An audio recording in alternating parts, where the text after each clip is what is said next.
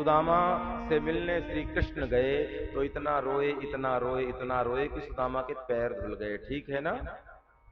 एक प्रसंग राम कथा में भी आता है कि सीता जी को चुरा करके जब रावण ले जा रहा था तो भारत के एक पक्षी ने, एक जटायु नाम के पक्षी ने देखा, गिद्ध जाति के पक्षी ने देखा, और ये था हमारे पक्षियों का गौरव। मनुष्यों की तो छोड़ो, हमारे देश की अबलाओं पर, हमारे देश की बधूटियों पर, हमारे देश की बहु बेटियों पर कोई परद्रोही दृष्टि भी डालता था ना, तो मनुष्यों की तो छोड़ो, हमारे देश के पक्षियों को भी मंजूर नहीं था। टूट पड़ा रावण के ऊपर।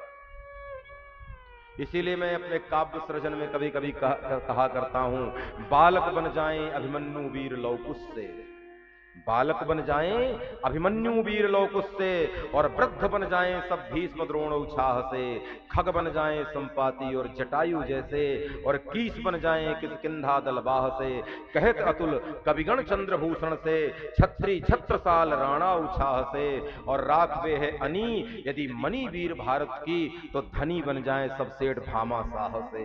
ये समृद्धता हमारा भारत प्यारे।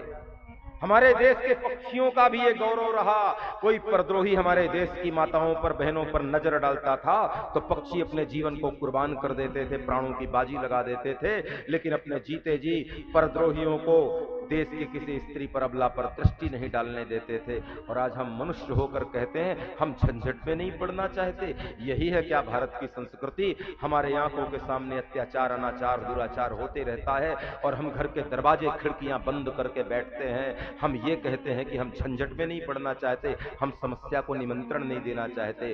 भारत का इतिहास और गौरव ये नहीं है प्यारे।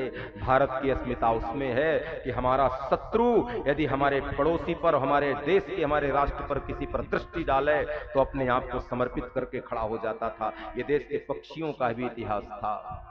तो सीता जी को चुरा करके रावण ले जा रहा था और जटायु ने देखा, टूट पड़ा, रावण पर युद्ध किया, रावण को मूर्छित कर दिया और सीता जी को छुड़ाने में सफल रहा। लेकिन जब रावण की मूर्छा जागी और रावण ने तलवार से उसके पंखे काटे, और पंख बिना पक्षी कैसा होता है सब जानते हैं, और सीता जी को ले गया रावण।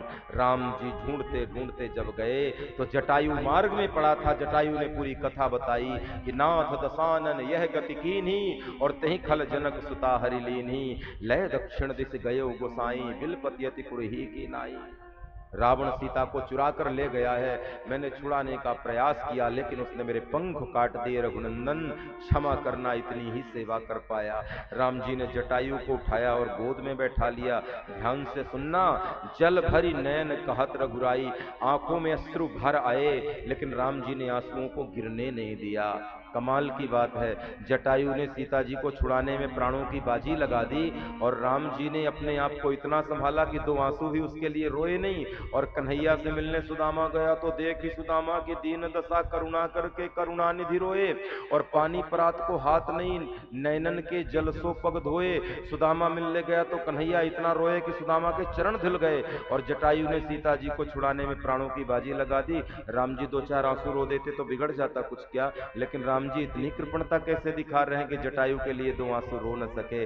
भैया, राम जी ने कहा दुनिया मुझे जो भी कहती रहे कहने दो, लेकिन मैं जटायु के लिए रोऊंगा नहीं। क्यों? इन आंसुओं का जो स्वाद होता है ना, वो खारा होता है, नमक युक्त होता है। और ध्यान देना, कोई व्यक्ति यदि थक करके आया हो और नमक वाले पानी, कुनकुने पानी से उसके पैर धो दिए जाए तो सारी थकान मिट जाती है।